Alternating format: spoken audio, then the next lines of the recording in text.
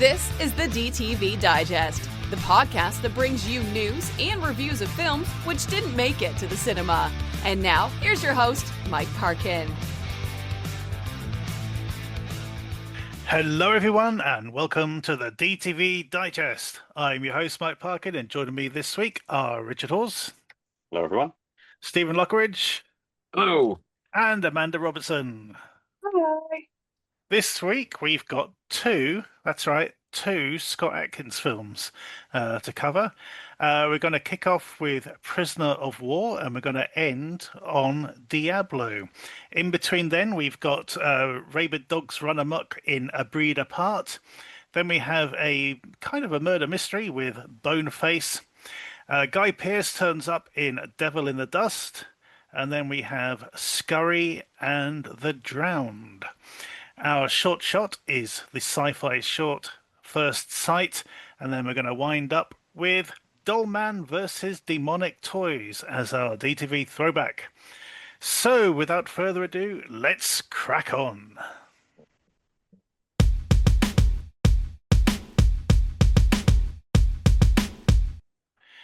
Our first film then is Prisoner of War. RAF Wing Commander James Wright is shot down over the Philippines during World War II and is captured and forced to fight in a Japanese internment camp. So this is directed by Louis Mandylore, who's done a few films behind the camera. And I think he does a damn good job with what he's got here.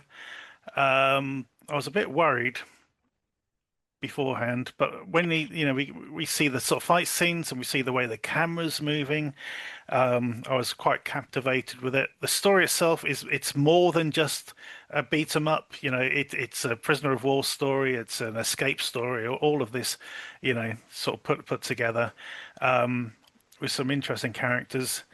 I thoroughly enjoyed it. What do you make of it, Steve? Yeah, I enjoyed it.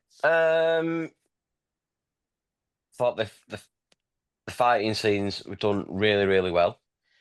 The in-between scenes, yeah, they're okay. But like you say, it's not just fighting. You've got the prisoner of war trying to break out and then get rescued, and it's a bit like a gladiator story in a way as well. Mm-hmm. Because you've got the evil Japanese in charge. I don't know his rank. I can't remember his rank. But he's like putting these fights on just for his own pleasure, really, and to punish people and stuff like that. I think maybe it's a little bit too long. It's like what was it, an hour and 50? Yeah. I think if they trimmed it just a little bit, like an hour and a half, I think it would have had a bit of a better flow. And I think it's shot really well, even though most of it's just in this little camp. I think it looks really good. The lighting, everything's great. Scott Adkins is Scott Adkins. But no, I enjoyed it. It was good. Yeah, I mean, you say Scott Adkins is Scott Adkins. I mean, I agree in that. I think you can count the number of bad films he's been in one hand. Considering that his the amount of work he's done over the last sort of 10, 15 years. I think there's probably two of his films really, which I'd say are absolute clunkers, and the rest are at the very least entertaining. Yeah, I thoroughly agree with what you're saying. Amanda, what did you make of Prisoner of War? Yeah, I agree with you guys. I really liked it. It's like a really engaging story. Fights are good. I like the setting. I mean, it's basically Merry Christmas, Mr. Lawrence, but with more violence. I thought Adkins was solid. The supporting cast are really good too. I was a bit upset we didn't get to see Masanori Mimoto kick anyone's ass, but he was still pretty good in it too. Yeah, absolutely. And was it that Sho Kosugi was in the cast as well? Yeah. And unfortunately, he didn't really. He was there for his acting rather than anything else. Unfortunately, It was Shane Kosugi. Shane Kosugi, sorry. Yes. Okay. And of course, Scott had previously worked with Kane Kasugi Yes, on Ninja 2. indeed. Absolutely. Rich, your thoughts on Prisoner of War? I liked it a lot. I thought it is, it's all mostly taking place in this small camp, so not a lot of production value in terms of the location, but it's a film that uses its budget really well. So say there's not loads of buildings or whatever, but there doesn't really need to be, and it's just incredibly well shot. I mean, the cinematography in that really brings the production value way up, as well as the quality of the choreography and stunt coordination and everything in the film. Scott's playing an Englishman, which is always a positive for me, because I think that's one of his. But he's putting on a bit of a posh accent at times because he's supposed to be playing a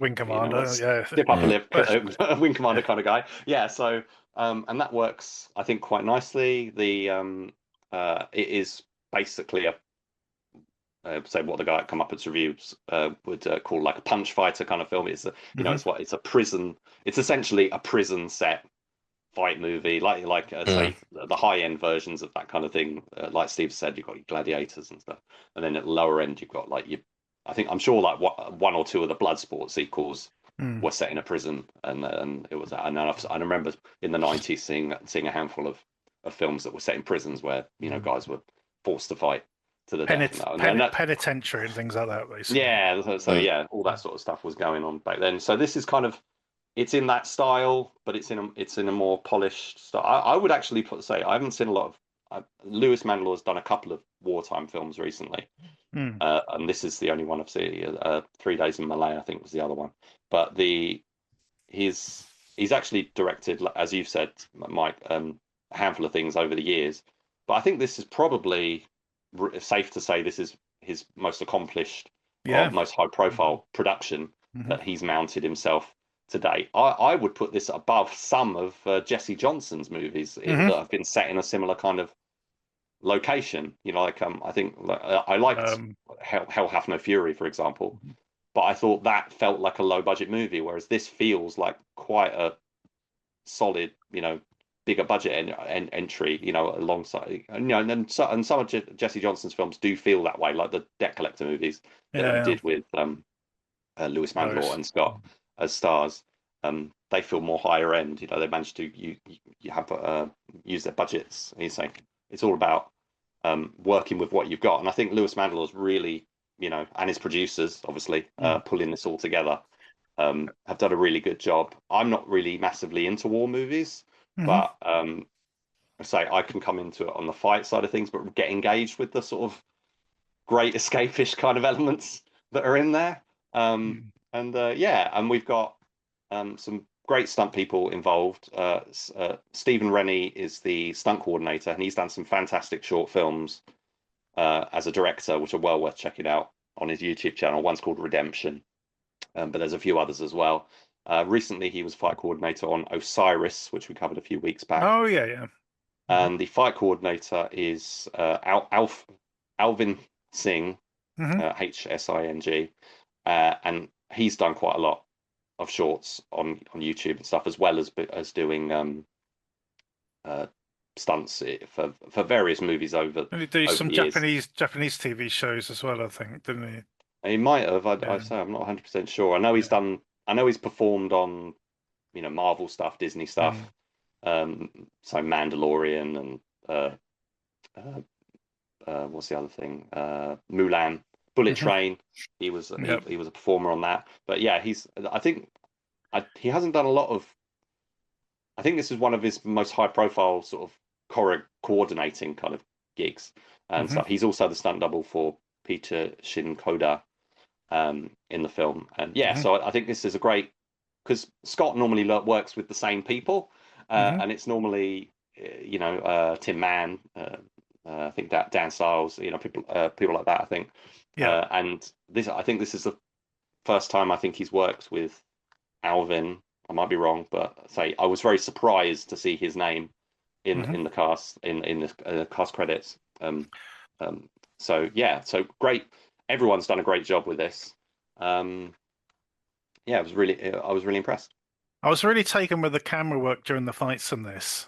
Yeah, yeah, Um, definitely. Yeah. for one thing, there's no shaky camera or anything silly like that. You can clearly see what's going on. The camera does, through several times it will do like a sweep around the characters. Hmm. And Yeah. then sometimes it'll go low and then come back up, and so you get all these really interesting angles, but at the same time keeping everything sort of very clear. And that is probably a bit of a John Wick kind of influence, but in the best way. We're not copying, doing a carbon copy, but we're sort of seeing the technical skill involved, Mm. and that have elevated those particular fights, and that's the bit we're sort of pulling through, which I was really really impressed with. So yeah, the other thing, the actual escape attempt at the end, what they actually come up with, it's a little bit far-fetched, but it works in the film, and the way they pull it off I thought was great. So yeah, I thought that was all very good. And then you know the scenes that bookend the film were very powerful as well, especially at the end. I thought that worked really really well. So yeah, I'm expecting high scores for this, guys. So I just want to, before we get into the scores, I just want to go okay. back and say, before we get into the scores, I just want to say the film really hits the ground running, because you get like 3 big fight scenes Yeah. within like the first 10, 15 minutes. Yeah. So it's really, you get like one of those one versus many fight Mhm. scenes that really shows, Scott at his best. And then you think, oh, there's going to be a breather now, and then, it'll be like in about 20 minutes or half an hour until the next fight. No, the next one's about 5 minutes later, and then there's another one. Yeah. So this film, it delivers even more than you thought it might deliver. I mean, you even get like a whole, what I call the Passion of the Scott sequence later in the film, where they're like whipping him and stuff and Yeah. whatever, but which is quite intense. It seems like that as well. So my wife and I rewatched Welcome to Southern Death recently. The Oh, yeah. Michael J. White Michael one, J. White. and I Michael think J. White misfire, that one. I think. yeah, it is a bit. But something, I mean, I'm pretty sure Scott said this himself in the past, is that when you look at Michael J. White's films, he's basically bulletproof. He never takes a hit or anything. It's always about showcasing him. Whereas Scott, on the other hand, he gets bashed around quite a bit. He takes a lot of punishment in before sort of stepping through and overcoming. It's sort of more of a sort of Jackie Chan sort of influence, I think. But yeah, it's great stuff. Anyway, okay. Did anybody spot the Mhm. Godzilla roar or hear the Godzilla roar? No. No. No, it's about 95 minutes in, All and right. yeah, it's in the background. And I don't know whether it's a sort of Godzilla is supposed to be in the vicinity, or whether it's just a thing on the score that's been added in as like a roar. But yeah, it's definitely, because I looked it up and I thought, is that just me? But I googled Yeah. it, and other people were talking about it. They've added it in. One of the other prisoners, I think, is an MMA guy, All right. and it's during his like big fight scene. Yeah. I think at the end is when it What's comes that? in. What's that scream they always use and put on The Wilhelm scream. Wilhelm Yeah. scream? Yeah, exactly. So maybe it's the new version of that.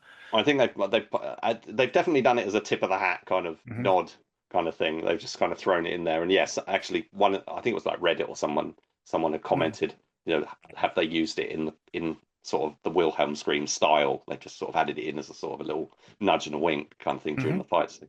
So it's Interesting. I thought that was quite fun. Yeah, it was a good movie. Yeah, so I apologize. I just wanted to get those notes out of the way. Absolutely. Right, Amanda, how are you going to score it? I think I'd probably give it an 8. I had a good time. Yeah, I'm going to join you on 8. Steve? I'll give it a 7. And Rich? Yes, an 8 from me as well. There you go. 3 8s and a 7 for Prisoner of War. Go check it out.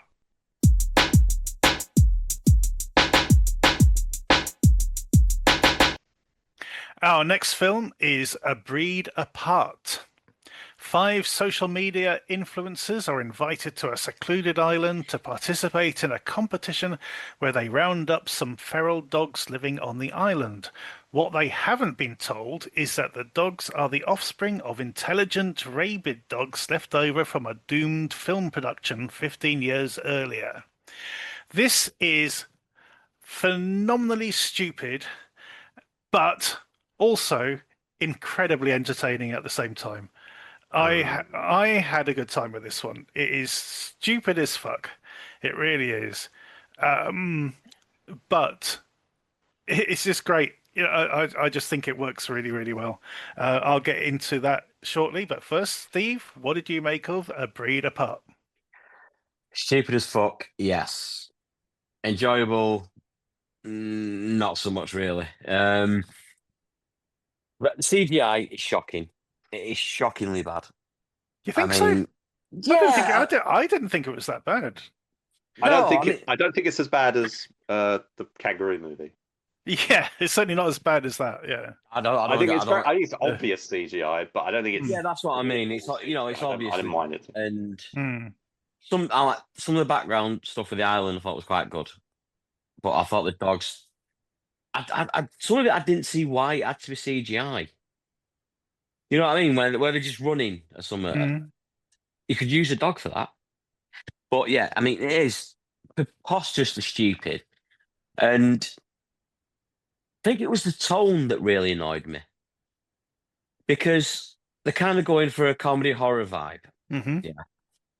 But it isn't funny at all.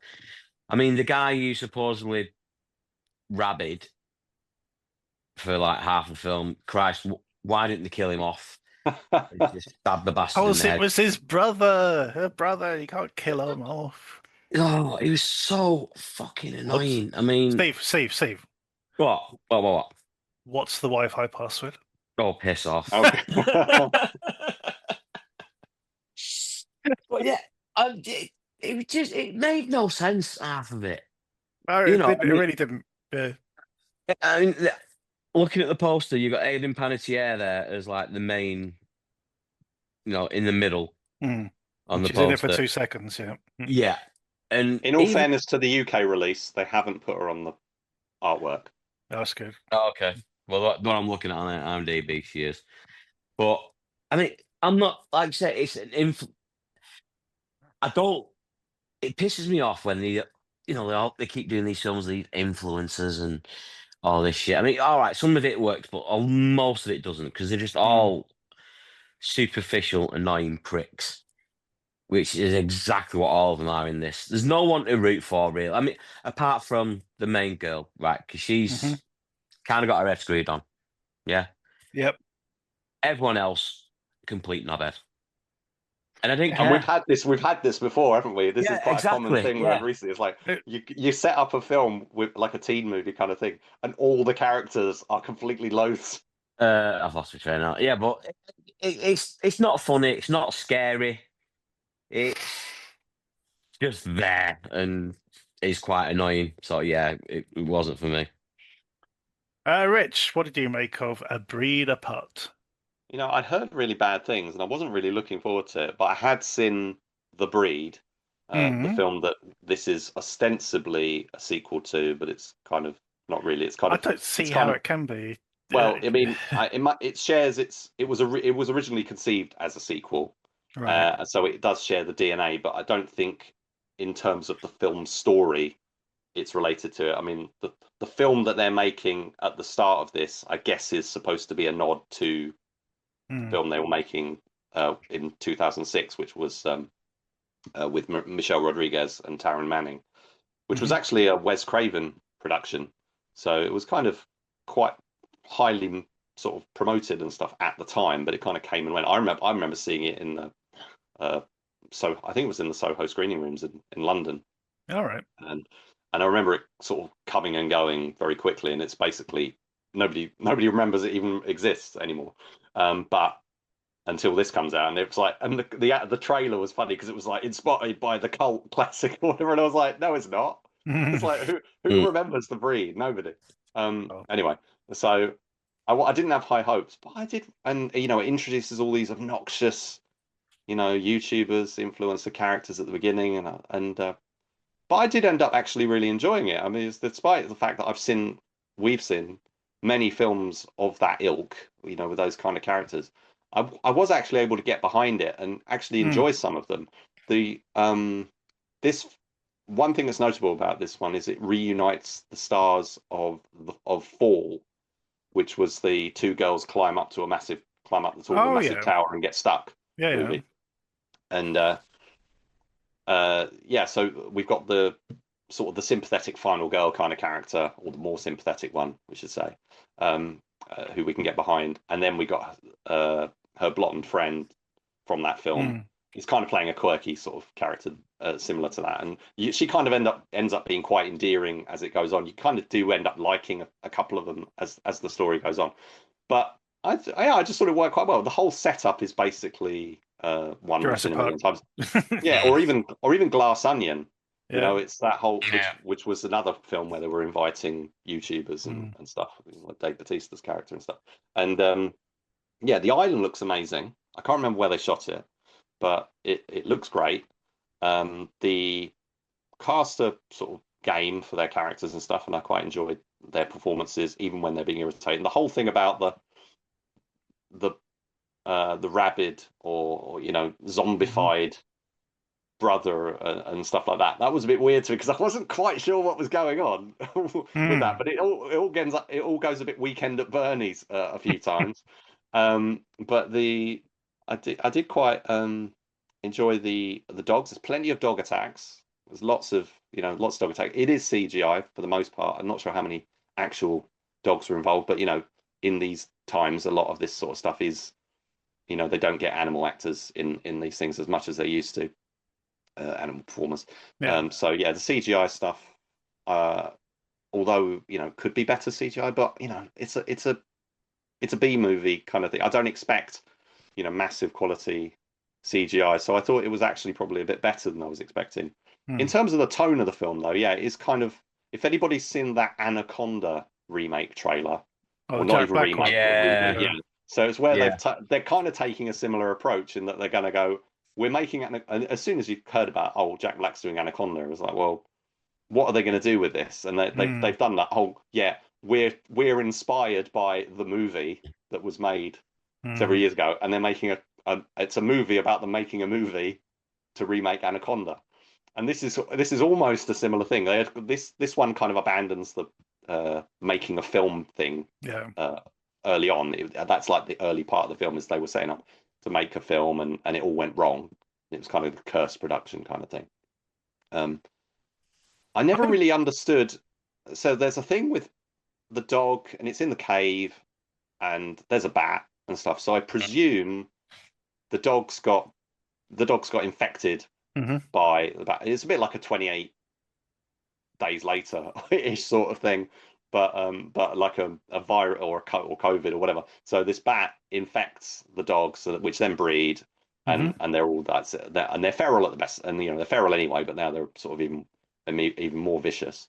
I didn't quite get how they managed to gather them up and put them in the cages, and then all of a sudden they've got to kind of gather them up to rescue them. I was a bit confused because they never show that part. It's always just this YouTuber, and he's like, oh yeah, come and see the dogs. Oh, they're really cute, and they let it out, and I can't. I'm not sure, but I think that the dogs they had in the cages were probably brought with them. They're just sort of show dogs kind of thing, and weren't the ones that are supposed to be rounding up. Well, no, because the one that gets out is one of they got it there. Right. That's true. Yeah. The other thing I was thinking of. So I don't want to spoil anything, but there's a bit with a helicopter, and a character gets out of the helicopter and then gets back on the helicopter. But there's no one else flying the helicopter. So I was thinking, do helicopters have like an autopilot where they can just let it hover there? No. While they go about their business? Because am I wrong? Because it is. I didn't know of anybody else who was on that helicopter. I must admit, I didn't notice, but yeah. You're right. I had a lot of fun with this. I'll be honest. I say it was a lot better than I was expecting. Yeah, I'm with you on this one. I had a lot of fun with it. I didn't think I would. To begin with, I thought it was after that opening bit, which I thought was okay. I thought the setup was good, and then you had this fucking idiot who was on YouTube and all the rest of it, and sort of inviting all these people like it's bloody Willy Wonka winning the Yeah, yeah, golden ticket kind of thing. And then that's what it felt like. That bit it was like these are all the mean-spirited characters from Charlie and the Chocolate Factory. You know, yeah. That's Yeah. a good that sort of call. bit. That, yeah, I never Yeah, thought of that. Yeah, but yeah, yeah, the guy. That's it. The black guy who's rapping and owns a farm or Yeah. oh something. yeah. See, I You know, thought that video that they made yeah, that was actually really good. it's actually It's good. really well Yeah. done. But the whole concept of invite these people onto this island to round up these incredibly dangerous dogs just sounded like the dumbest idea ever. Yeah. But they kind of make it work in that it falls apart so quickly, and then they're sort of running for their lives and all the rest of it. And from a production point of view, I think they get a lot out of that island. They use a lot of different settings. You got the house, you got the cave. You got that the cliffside that they have to sort of jump. After the radio tower gets destroyed and that sort of thing. Then you got the boat at the end. They get a lot out of it. I think they do a good job of making the dogs look pretty vicious. I Mhm. think that's why it had to be CGI as well, because you'll never get a dog looking as vicious as these things did in reality. So yeah, it's dumb, very dumb, but it makes it work. I was quite impressed. Okay, Can I add Steve. in that? Sorry, I just want to add in that Mhm. this is directed by the brothers First, who's Griff First, who Mhm. is the who's an asylum veteran. Basically, he started his career Okay, right. way back in the 90s This has doing definitely tons got of a bigger asylum movies. budget. This has definitely got a bigger budget than any asylum movie. That's for sure. Yeah, yeah, but that's where he kind of comes out of, and he's Yeah. directing it with his brother Nathan, who's mostly a producer. Sorry, a composer. All right. He's Mm. but he I think he and his brother directed one film together previously, but Mhm. he's relatively new to the directing. But they yeah, Griff First had done things like Lake Placid 3 Oh, okay. for Sci-Fi Channel, but back in he did I Am Omega with Mark Dacascos, Hmm. which was the I Am Legend ripoff. But his first film was Universal Soldiers, and yeah, he's done like Shark Tank movies and all that sort of thing. Awesome. They are just as an incidental thing, they are the sons of Stephen First, Oh, yeah. who people might remember from National Lampoon's Animal House and The Hmm. Dream Team and stuff like that. So yeah, so I thought that was quite novel. But yeah, so yeah, that's my last interjection on that. Oh, Awesome. Hayden Panettiere is quite good in it as well. Hmm. Right. Scores. Steve. I'll give it a 5. I'm giving it a 7. And Rich. No, I'm going to give it a 7 as well. I can definitely see myself rewatching this. Absolutely. 2 7s and a 5 for A Breed Apart. Go check it out.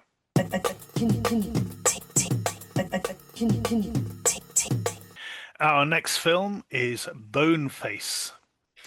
When a masked killer slaughters several campers in a small town, a sheriff and a deputy track the murderer to a local diner where, using their investigative skills, they must discover which person in the diner is the actual killer. So we got a bit of a sort of Hercule Poirot, Agatha Christie kind of thing in the setup. I don't think it really reaches those heights. I think the opening bit is great. I absolutely love the sort of the opening section of this film, and I like the concept of it, but I think it sort of like deflates a bit once it actually gets to the diner. But we'll sort of circle back. Steve, what did you make of Boneface? Yeah. It just throws you, doesn't it, really? 'Cause it starts off with, like you say, decent scene, and then it just kind of grinds to a halt, and it just turns into something that you're not expecting. Because I was expecting, a decent, half decent slasher, to be fair, Hmm. and then yeah, it just settles into, like you say, like a Poirot, Sherlock Holmes all sat in a room while we try and deduce who the killer is, and which to me was very unexpected. I didn't expect it. Okay. You know, after that first scene, you know, first segment, I'm thinking, right, here we go. It just kind of grinds to a halt. And some of the dialogue's all right, and when it's actually revealed who Boneface is, it does seem to be pretty obvious. You know. Yeah, I think it's one of those films. You know, we covered one not so long ago where it was like a bunch of anthropology students who are getting killed off. Yeah, and they're being left a bone or something, and Yeah. this is a bit like that in that you get to a certain point in the film where there can only be one suspect. Yeah. You know, if you use a bit of Yeah. sort of logic and deductive reasoning, you can go, yeah, I know exactly. You know, it can only be this person, Yeah. and that's kind of where we ended up with this one, I think. Amanda, what do you make of Boneface? I think I'm the same as you guys. I like the idea of a slasher whodunit, but yeah, I don't think it was really interesting enough. It's too drawn out. Hmm. Never after the opening, it never really explores the horror either. Yeah. It's just Yeah. quite a lot of nothing. Yeah, I agree, and I think also when the killer is revealed, I think there's a bit of a disconnect. You go, wait a minute, that person is the one who murdered all those campers. You know, all Yeah.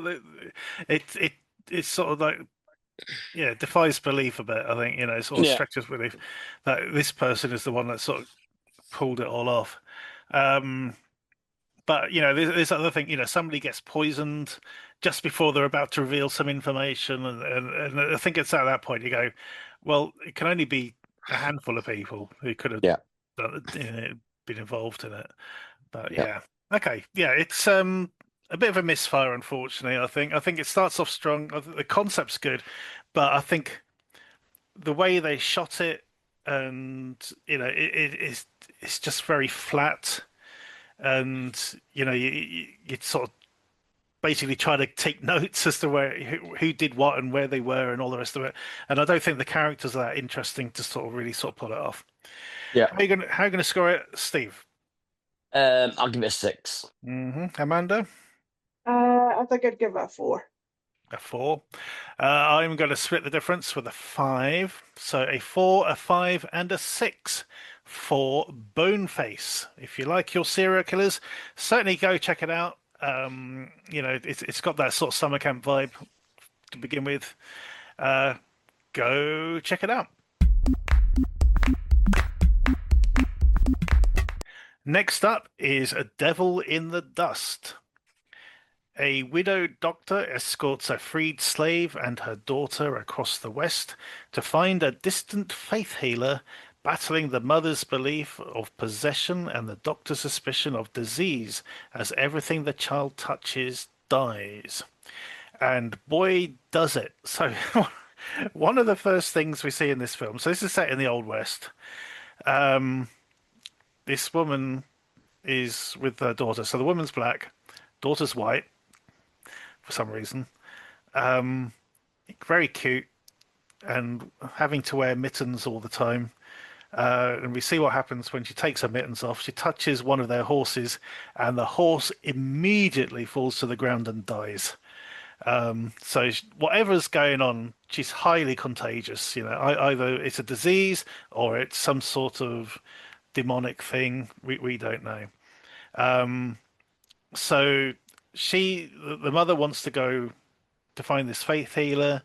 There's various things going on that people don't want to travel, but they manage to coerce Guy Pearce, who's the drunken doctor in the town, to take her.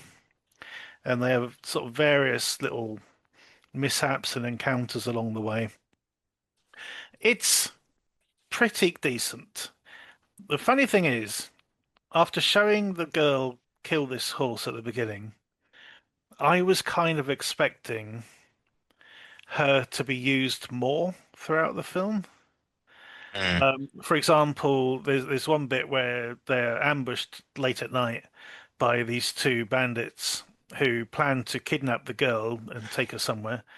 Um, but I'm sort of sitting there going, yeah, take your mitts off, take your mitts off, touch one of them, and Yeah. then something's going to happen. But no, it never goes down that route. Basically, which is quite surprising. Um, there's another character who works with them as a sort of farmhand, who's kind of autistic, but at the same time very well read. So he keeps coming out with all these really interesting facts as they're going along, and he was quite a decent little character as well.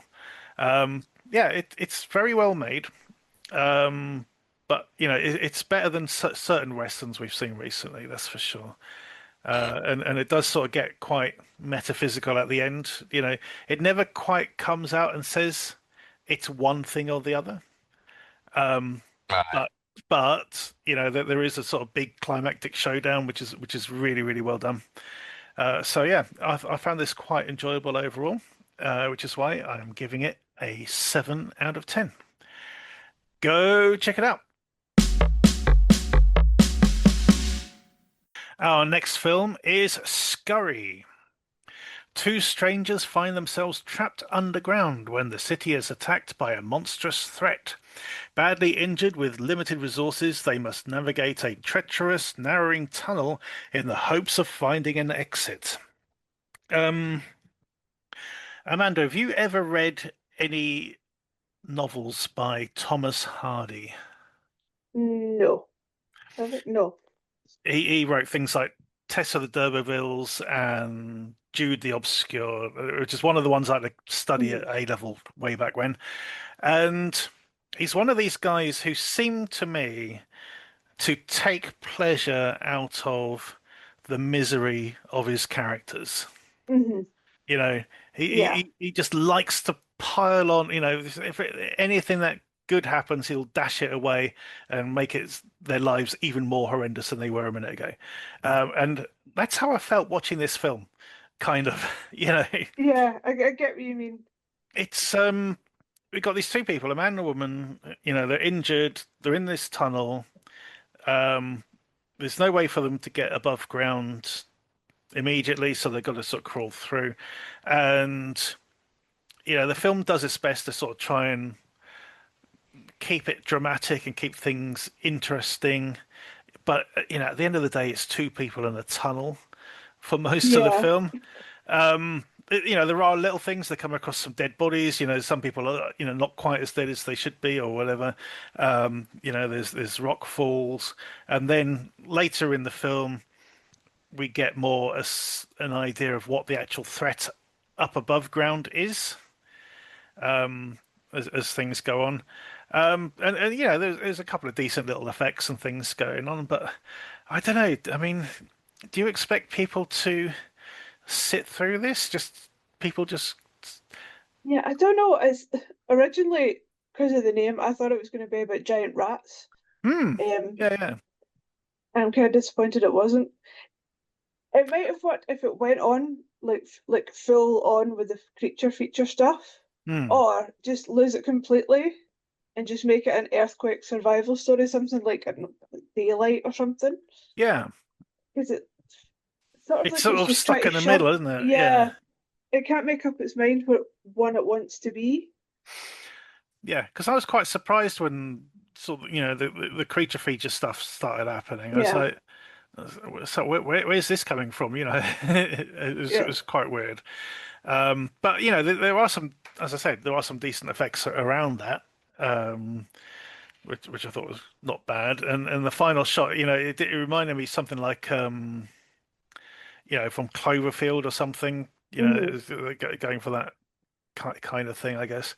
But yeah, it is a bit of a hard slog, literally. It's Mhm. following these two people trying to get out. It's like waiting for Godot, kind of in a tunnel, basically. Um, yeah, it didn't grab me at all.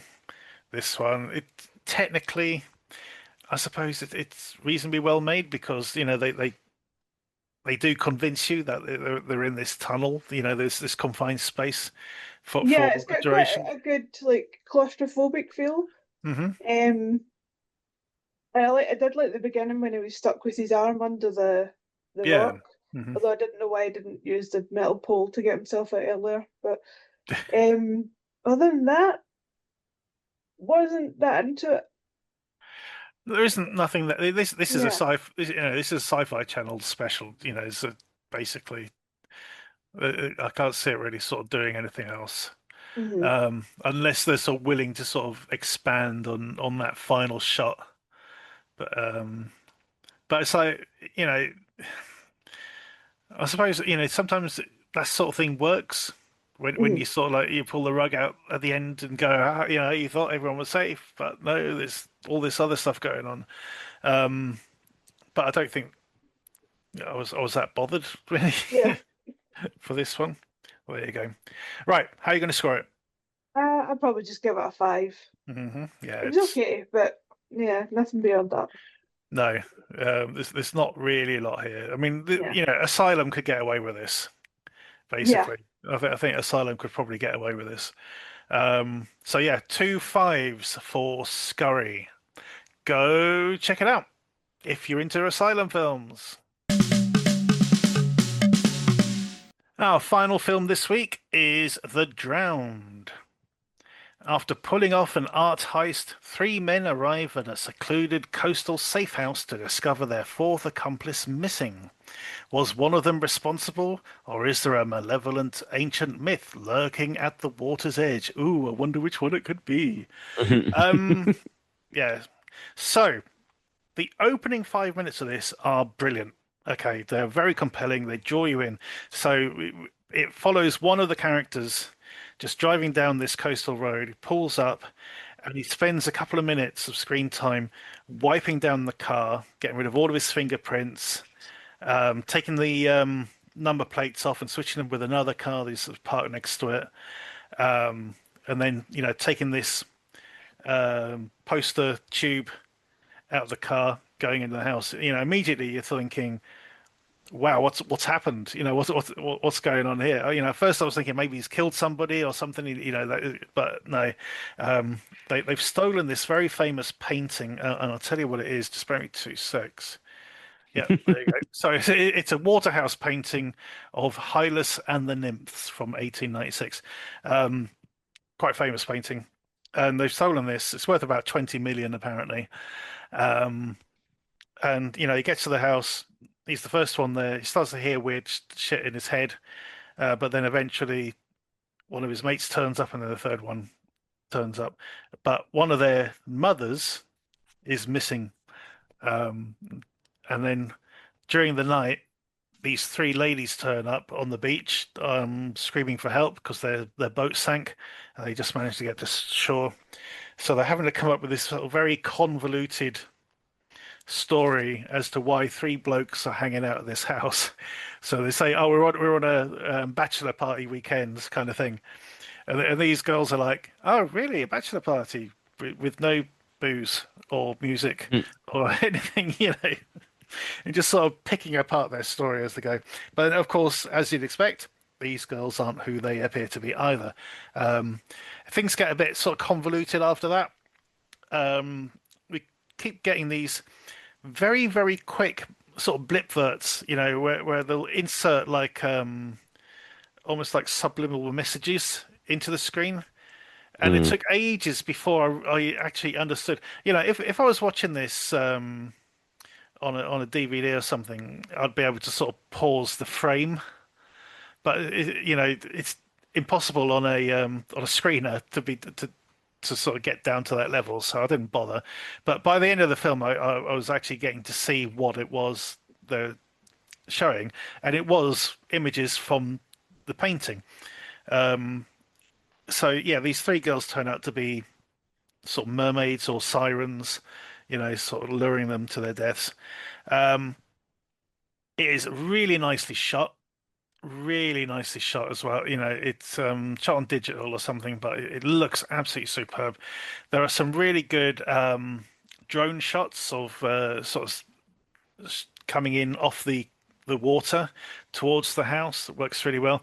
And the very final shot of the film owes a big debt to Sam Raimi's Evil Dead.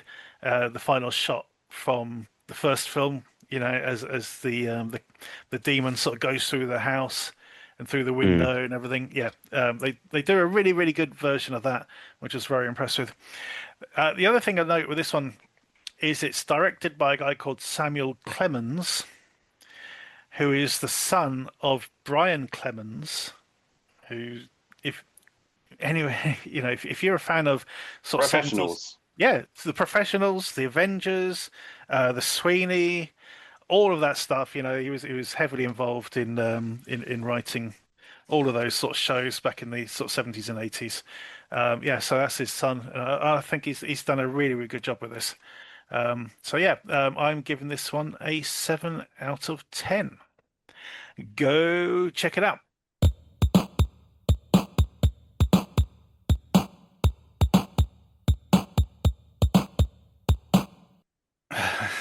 Our next film is Diablo.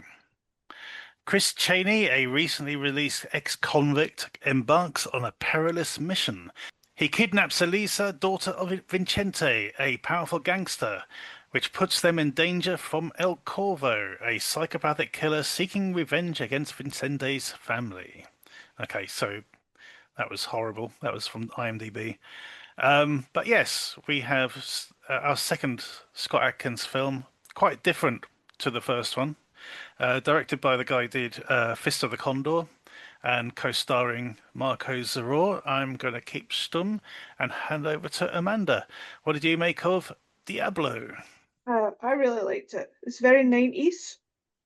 The story's a little thin, and you kind of see like that reveal coming, but I didn't mind it because I think overall the action's great, the fights are great, they're really brutal, the choreography's fun, the soundtrack's really good. I really liked Adkins and Alana De La Rosa, I think is her name. I liked them together.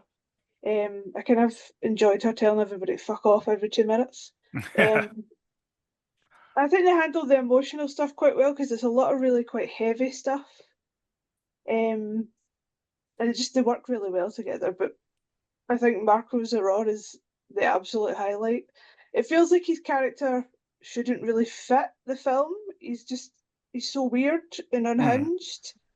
And I love that he was so willing to have that really, really weird look. But yeah, I think he's what makes it kind of special. Because I think without him or having him be a bit normal, I don't think you would have really bothered with it. It wouldn't make it stand out. Yeah. So not only has he got sort of shaved pate, but he's also got like a knife for a hand and all this sort of stuff. Very, very great. Yeah. No, I really, really like this. Steve, what do you make of it? Yeah, I thought this was cracking. Really did. It just kicks off and keeps going and keeps going. It's absolutely mental. I mean, some of the fights, especially the one in the diner, Yeah. I thought was great. And what happens at the end of that fight was just brutal. But yeah, I mean, I think is it Marco Zaror? Yeah. Is it you pronounce it? Yeah.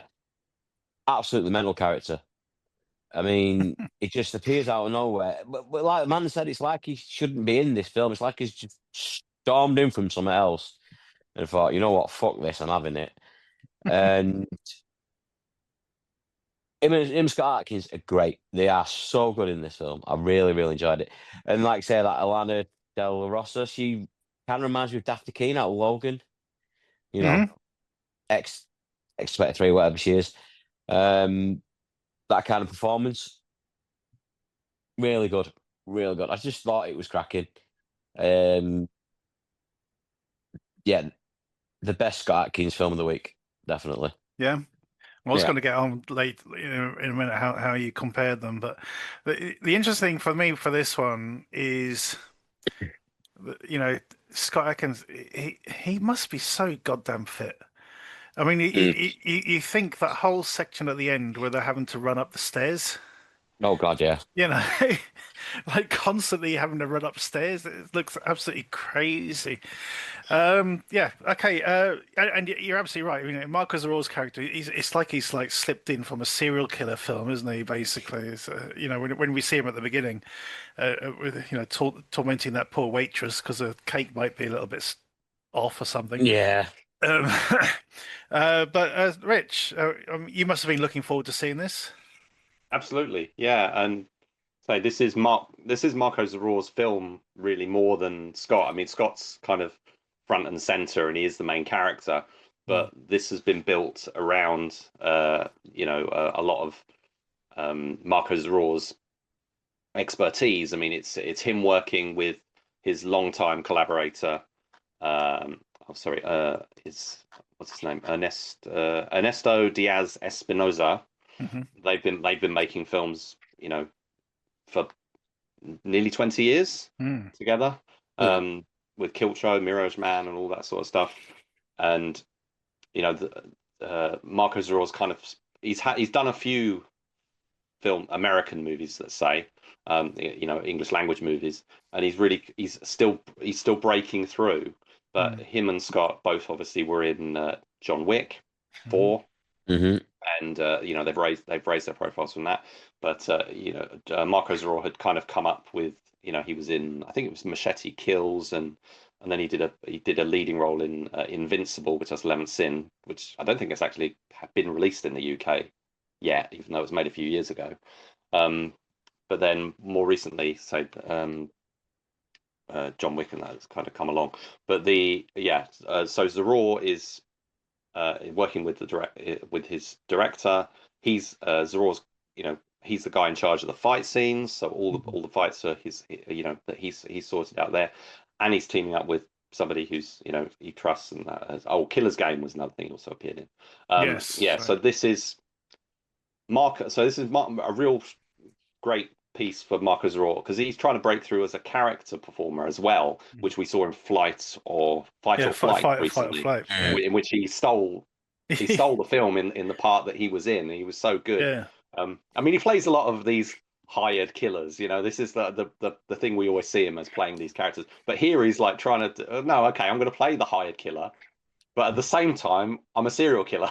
Mm. and a direct. So he does feel like he's sort of brought in from like a 70s, 80s, or 90s movie with the stump hand with the Captain Hook kind of knife kind of thing stuck on there. It's very sort of kitschy, or makes you think silly movies, but it is silly, but it's a very seriously minded. It feels more like a giallo in the way that it's presenting his character than anything else. The core setup of the film we've seen quite a few times. I mean, I'm sure I know Scott Adkins has done at least one film where he's trying to protect his daughter, and Legacy of Lies was a recent one. That's it. Yeah. And I feel he did that. Was it Eliminators. Seized and stuff, where his kids get kidnapped and all that sort of stuff. So he's on familiar ground with this. The Colombian location makes it feel quite distinctive.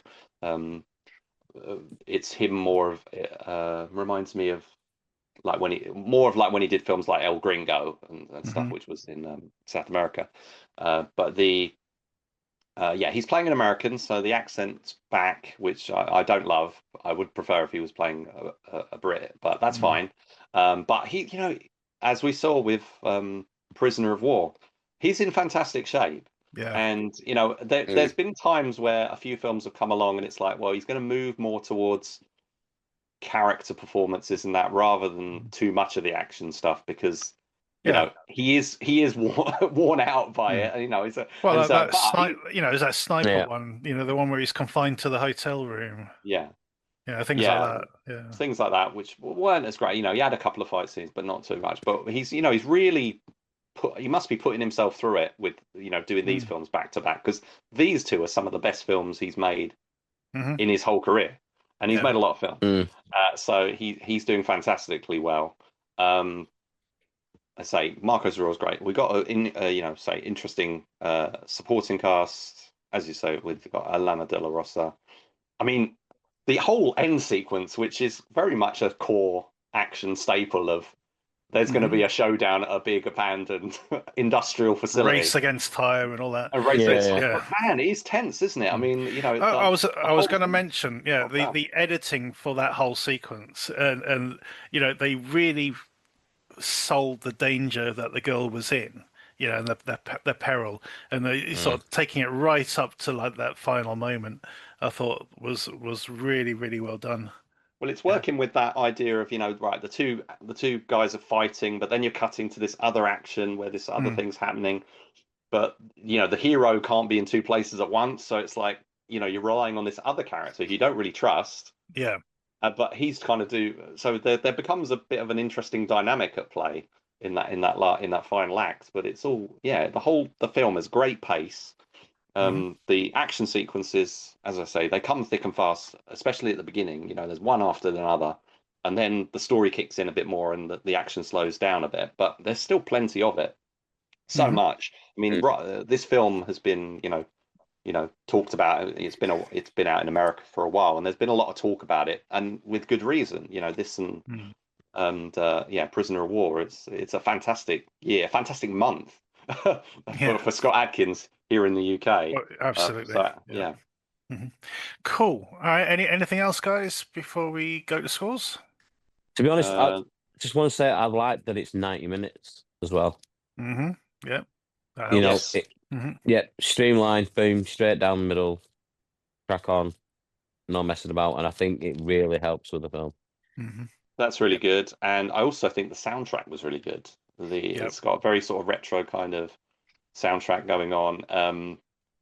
Talking about the action sequences, the camera work shifts, the camera work style changes when the action kicks in. So and then it becomes that really swoopy kind of the camera's all the way around. But I love the way it sort of it's not seamless because it's changing into a very distinctively different style, but it kind of preps you. It's like as soon as that happens, you kind of know you're into the action beat, and it doesn't feel awkward, but it just feels quite nice.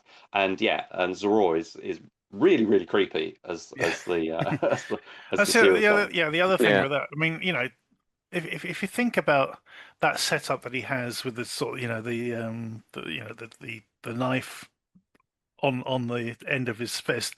If you think of that, if you close your fist and then imagine a knife on it, and then sort of try and wave your fist around as if you're going to cut it would feel really, really awkward. But he makes it look really, really fluid and fast, and really, really, really deadly. So hats off to the guy for sure. I'm sure that whole thing is a nod to Enter the Dragon. Yes, I mean, there's other films have done it, but I'm sure it's an Enter the Dragon. There's a great moment where he's using a different clip, a fixed ending to his hand, and that comes off when he's fighting with Scott Adkins' character, and then the knife is revealed, and he's like, "Oh my god!" It's like there's a real funny sort of, "Oh sugar," that's crazy. It's an honest reaction, kind of what you would actually feel if you actually saw something like that, rather than just taking it in your stride. There was actually a reaction, which you don't always see in these kind of things. Right, scores on the doors. Amanda. I had a good time, so I think I'll give it an 8. And Rich? Yeah, definitely an 8. Steve? 8. Who am I to argue with you guys? 4 8s for Diablo. Well deserved. Go check it out.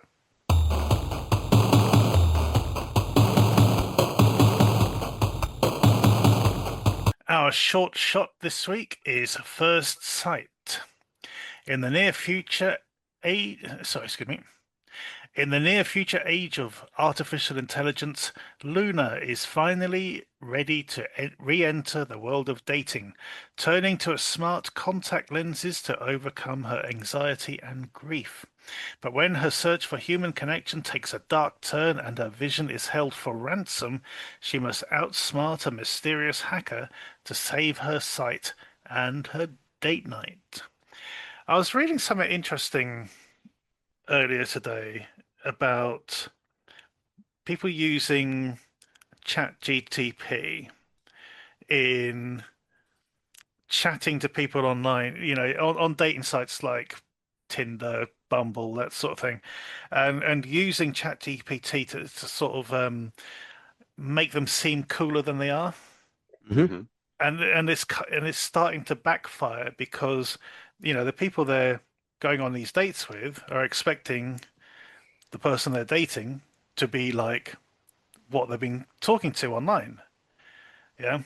But what they're Yeah. getting is somebody who's like, still shy, still stuttering, you know, giving what monosyllabic answers or whatever, or looking at their phone every now and again.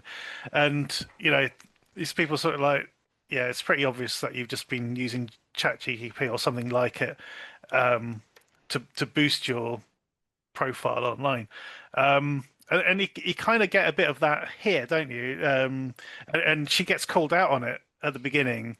It's like, well, are you talking to me, or are you reading something to make it sound like Yeah, you're yeah. more interesting? Or there's a bit where he mentions, he's been reading Kerouac and Life on the Road, and she literally reads part of the review. It's like, oh yeah, oh yeah, that's very raw and visceral sort of. Think, oh my God, no one would ever say that out loud, which is quite interesting. Yeah, it's a very interesting concept. I think I think it handles it quite well overall. Pretty scary actually, to be in that position that she finds herself in. I've had issues with my eyes over the last few years, so I can definitely sympathise with her plight for sure. Amanda, what did you make of First Sight? I was really impressed with it. I don't think I'd seen anything on Dust for quite a while. But I found it quite insightful and quite sad because everything is being analysed at all times, especially when she's sitting at the table, and like reactions and conversations don't even feel real. But I did enjoy that the ending was like quite hopeful and quite sweet because it could have just been something really sad. Yeah. But I like that she got herself out of it and Hmm. then started to get some real human connection at the end of it. Yeah, absolutely. And it looks great as well. I Yeah. think they did a really, really good job, making it look pretty special. Steve, what do you make of First? Oh, you didn't see it. I didn't see this one, no. Didn't see this one. Rich, what can you tell us about First Sight? Yeah, I liked it. I loved the concept. It's got a lot of ideas and stuff in it. Let's say the sort of the contact lens thing is the main thing of how smart devices and whatever. We're already at the point of like AI Oh, glasses being exactly. Yeah. sold in stores and stuff. So I don't think although it's crazy to think of, I don't think it's too much of a leap to say this Mm. smart contact lens thing could be a thing. And so I think it works with that really well, with all the prompts and that coming up on the screen that she's taking in. So there's that part. The film is, I don't know, about 20 minutes or so. Yeah. It sort of brings in lots of different angles. So it starts out with her looking, it's the social media sort of. I think she's suffered. I think she's lost her partner, and Yeah. she's And and just she's sort of, reliving old memories and that sort of thing. that's right, yeah. So we've got that whole element of other films like Minority Report sort of played on that as well. You go sort of holding on to these sort of Yeah. recorded moments, Mhm. and so Strange she's days trying as to. well. Right, Yeah, Yeah. yeah. So she's hanging on to this, and then she's moving into dating. So we're going on to all the dating site kind of stuff. Then we get to the core part of it where she's having the date, but she's not being herself. She's using the contact lenses, and there's that whole part of it that's really interesting. How she's not being herself and whatever. And then the main plot part kicks in of, as you say, essentially being held to ransom and her eyesight being threatened and stuff, which is really not novel. I never sort of, I don't think I've come across that idea Mm. before. So I thought that was another really interesting aspect about it and how they were playing that out. And as Amanda said, that at the end of it, it takes another tack, and we end up with a much more sort of hopeful, positive conclusion. It's a very well put together beginning, middle, end story, which I like. Which we don't get a lot of. We don't always get with short films. It can be like end on a cliffhanger or whatever. Or this could have gone in a different direction and been just a kind of a bleak Black Mirror-ish sort of conclusion or something. Right, yeah. But it's I thought it was really, or Outer Limits or whatever you want to think of. But I thought it was really nicely done. Yeah, and the writer-director Andrew McKee has done a few other shorts, which I think are, because this was on Dust, and I think a few of his other films are on Dust, and I'm going to try and check those out at some point. It's definitely definitely got some interesting ideas at play, and he's clearly in the sci-fi sort of field. And I just sort of quick mention that Elise Chappell and Jacob Fortune Lloyd are the principals in this short, and they're both quite believable as their characters. Yeah, I thought. Absolutely. We don't score the shorts, but we do recommend you go check them out, and you'll find a link to this in the footnotes below. Go check it out.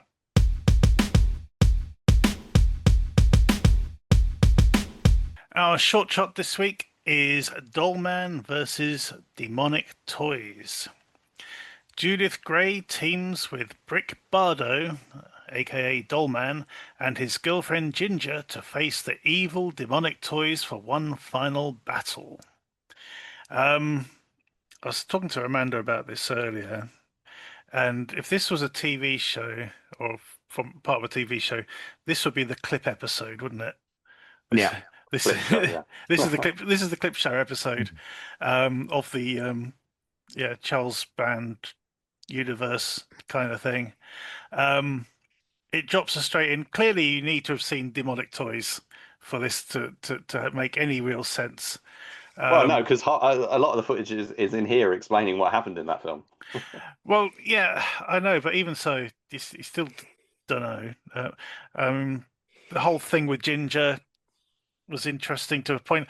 I was watching Ginger in her apartment, and I'm thinking, if she doesn't get, restored to her full size, she's going to have to move, because that place is just going to be overridden with bloody cockroaches soon. The amount of rubbish and food left out. She's obviously a bit of a slob before she got turned into a bloody 12-inch person. Well, it's a kitchen counter, isn't it? So she's stuck on the kitchen counter, exactly. Yeah, God. We do get Tracy Scoggins in this, who's best known, to me at least, for her role in Babylon 5. She was in the final series of that show, and she was really good in that. I'm sure she's been in other stuff over the years, but that's where I remember her from. This is a mess. This is an absolute mess from start to finish. It barely makes sense. It's just a crazy mess, and as cheap as anything. It reminds me of certain Japanese anime shows, the cheap ones, where there'll be people talking, but it'll just be like a static shot while everyone's talking, and then it'll sort of cut to a little bit of action or something. But yeah, it's a mess. I can hardly speak. Amanda, what the hell do you make of this? I don't know, because I don't know what it was. I've not seen Demonic Toys, I've seen Dollman, but nothing else. And so many flashbacks. There's also so many credits. Oh yeah, 5 minutes. 5 minutes of credits at the beginning, 5 minutes of credits at the end, and then the rest of it's like, as you say, just clips from 2 different films. I have no idea. No idea. Mm-hmm. Steve, what do you make of this thing? Yeah, I mean, it is awful. It is a mess. It's what is it, 2 or 3 sets, if that? You've got like the warehouse and a kitchen counter, and that's about it. The toys, they're about as threatening as, I don't know, a caterpillar. There's nothing there really, apart from the baby one. He's a bit of a gobshite and a bit rapey, but God, yeah. That's what it is. It's setting up a rape at the end, and it's like, obviously to birth the devil or whatever, standard horror thing. But yeah, it is an absolute mess. Mm. I mean, some of the effects I thought were quite good. Yeah, You the know, like laser shots and things. Yeah. yeah, and like even the big sets as like a kitchen counter. It looks all right. I mean, it doesn't look hmm too bad, but some of it's. I mean, like the spider. Oh yeah, You know, which is that was obviously done hilarious. with what's the Well, literally thing? a toy spider thing, isn't it? Yeah, it is. Yeah, it's not even don't even look half real. Mm. It just looks like a big toy spider, and that's about I as good think, as it gets. yeah, It really is just cut and pasted together. absolutely. Yeah, Rich. I mean, I think you're a bit of a Charles Band fan. Well, no, it was Dave, wasn't it? Dave Wayne was the real sort of full moon apologist. Oh yeah, he loves a bit of that Yeah. stuff. Yeah, definitely. But yeah, I used to enjoy them myself. I was always curious. I've never seen this before, and I Hmm. was always curious to see it because I was kind of watching these films at the time, which is like the early 90s when Mm. these were coming out. And this did get a proper release. I think it was it was on CIC video back in the day. But I'm always really shocked how short the film is because in over here because it'll be slightly longer in the States, but because of the compressions and stuff over here, it's only an hour. Yeah. And you take out the credits at the beginning and the end, and I think there's about 53 minutes. The film is actually Yeah. about Exactly. 53 minutes.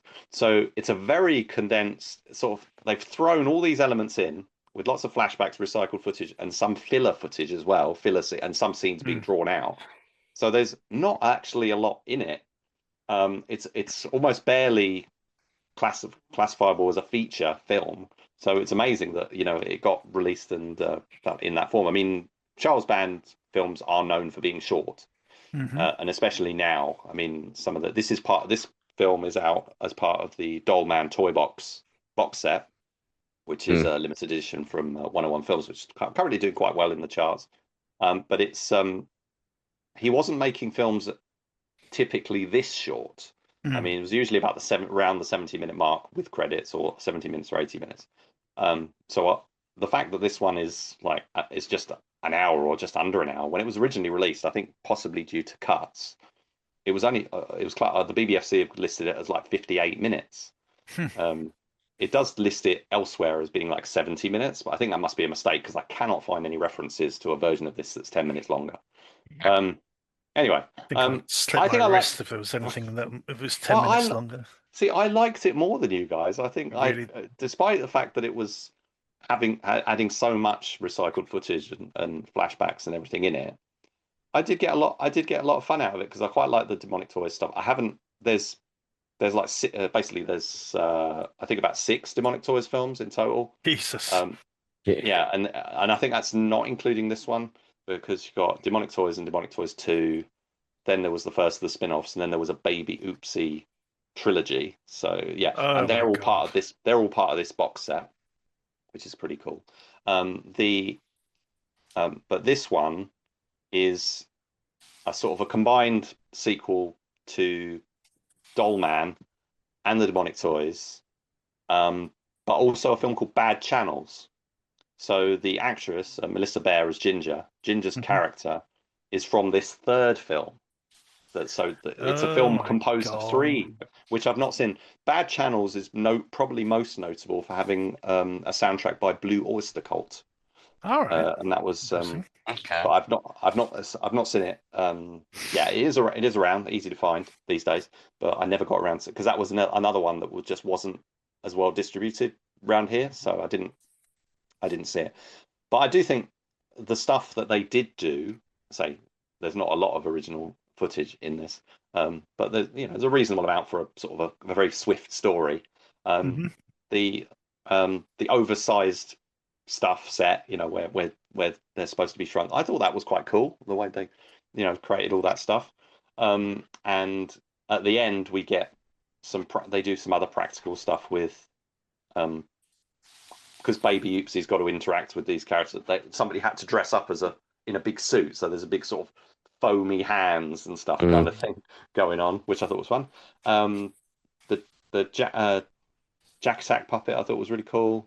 I didn't so much like there's a new villain character in this, which is the zombie soldier kind of character, who's basically got the bug eyes. I wasn't massively struck on him, but in the original Demonic Toys there was a teddy bear character, which would have been cool to see. Again, we see characters in that vein turning up in films like Krampus these days, where they sort of take a Jack in the Box character and they're all vicious. So I think Krampus owes a bit of a debt to films like the Demonic Toys. I say there's not a lot to it, but I do think Tim Thomason's charisma goes a long way. The fact that they managed to get Tracy Scoggins to come back for it, for a bit again. It's fairly fleeting, but she's in it more than I expected. And I thought Melissa Bear was fun as Ginger. I liked the cast. Yeah, I like those three. I thought they were great. But Phil Fondacaro is the dwarf. The short actor who plays the security guard. He's been in a whole bunch of Charles Band's films, including a film called The Creeps, where he played, which was the whole concept of it was a bit of a Monster Squad-y kind of thing, but it's like they're bringing all these characters like the Dracula and the Wolfman or whatever, I think, but they're all short. So that's the concept of the film. So you got like the Mummy, but he's played by a short actor, and so Phil Fondacaro got to be the lead in that and stuff, which was quite cool. But he's good. I like him. He's kind of a Danny Trejo kind of figure. In the Full Moon kind of movies, so I liked seeing him. I thought I enjoyed him being it. The bum character, credited as Bum, who comes in at the beginning, and there's that really drawn out sequence where he rides the bicycle and then like basically just topples over, and suddenly it starts bleeding because it's like, well, how did he just? It's like a gentle fall, but suddenly he's dead, and that's what sort of causes the Demonic Toys to come back again. He was in Soundgarden's Black Hole Sun video as the guy with the hat and the glasses whose face distorts and whatever. So I was looking him up, and he came up, and that's his picture on IMDb, basically. So that's but yeah, I for all its weaknesses, I had fun with this. There's the disc, the Blu-ray, from the set has loads of extras on it. It's got all this behind the scenes footage. I think that's like hours of footage and interviews stuff in there. And there's some clips and things. But there's also an audio commentary. And it's quite funny. I started listening to it between Charles Band and Tim Thomason. And you get the impression that Charles Band takes it really seriously. And he's like, he doesn't kind of come out and go, yeah, we just sort of threw it together. It's just sort of cut and paste. As soon as Tim Thomason starts talking about all the reused footage and whatever, he gets kind of defensive. It goes, oh no, that's just flashbacks. Yeah, that's flashbacks just to sort of flesh out the story and the characters.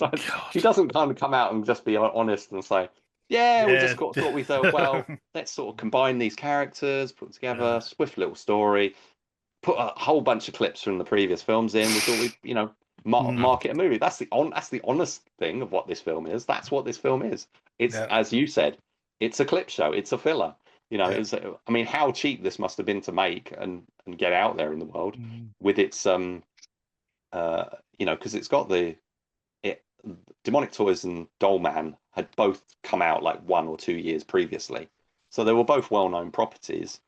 And I think they were hoping that there was going to be more of this kind of thing. But he didn't. After this, he didn't really stick with the whole crossover idea. I think he did a little bit of it, but not a massive amount. But so as an experiment, this is rightly critiqued. There's a lot of people very down on this film, but I do think for what it is, if you go in knowing what you say, it's just under an hour. it's a bit of fun. You know, have a drink or whatever while you're watching it. I think, but you know, you have to know what you're getting into. Really, that it's it's not a very fleshed out story. This is basically the previously on bit at the beginning of your TV episodes, is what it is. Yeah. Anyway, okay, we don't score the throwbacks, but we kind of recommend you check them out if you're a fan of Charles Band and Full Moon and all that. Tim Thomerson, go check it out. Why not? So you've got it in 4K on the box set, or you can go and 4K. check it out. Oh my god! Oh, is it 4K? Oh, sorry, Blu-ray. Sorry, it's not. Blu-ray. I don't know if it's 4K. Yeah. I don't know if it's 4K. It's probably not 4K. Well, I'm probably getting ahead of myself. You can find it on Amazon Prime. You can find it. Yeah, on it's the all Full over the Moon place. channel, but there you go, and it's all part of this new box set. Okay, that is the end of this week's show. So thanks to Steve, Amanda, and Rich for hanging out and helping us record back-to-back episodes this week. You'll find the next episode coming out pretty soon after this one.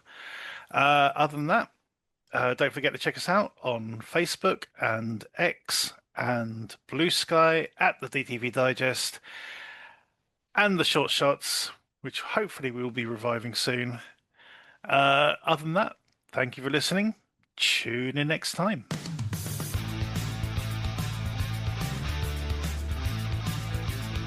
Thank you for listening to the DTV Digest. Let us know your thoughts in the comments and tune in again next time.